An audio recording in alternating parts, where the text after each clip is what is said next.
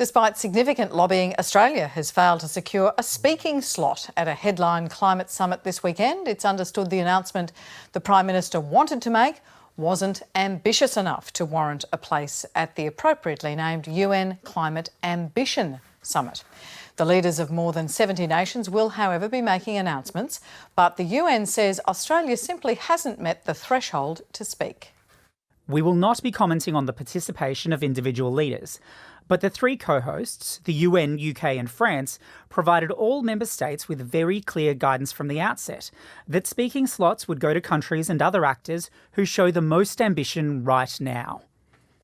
What the Prime Minister wanted to announce was that the government wouldn't scrap the controversial use, or would scrap, the controversial use of Kyoto carryover credits to calculate Australia's carbon emissions. So what could the Prime Minister have done that was ambitious enough, and just how hard would that be for Australia to achieve? We turn to the Australian Institute's Richie Merzian for his view.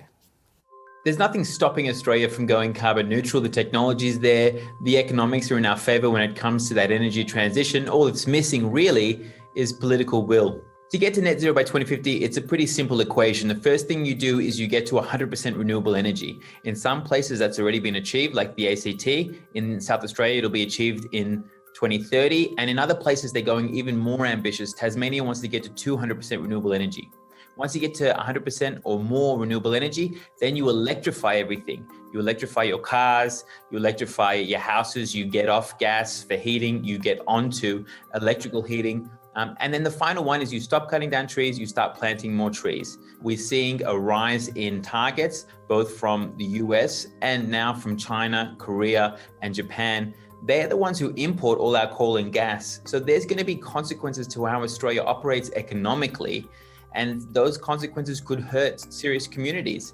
Every state and territory has a target of net zero emissions by 2050, if not better. In Canberra, it's 2045. So really, there's no cost to the federal government to take on a target when all your parts are already going that direction. So you have to wonder why the federal government hasn't moved, especially now that it's costing diplomatic capital. Australia is becoming isolated on the international stage.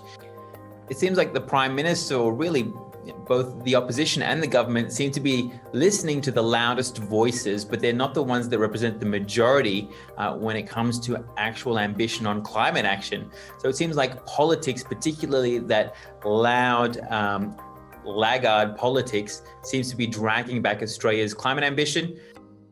Bottom 20% get nothing. They're really unfair tax cuts. People want to see much stronger action from the government when it comes to climate change. Wages are growing at their slower, sustained pace. Transitioning to net zero emissions, it doesn't seem like there's much room for gas.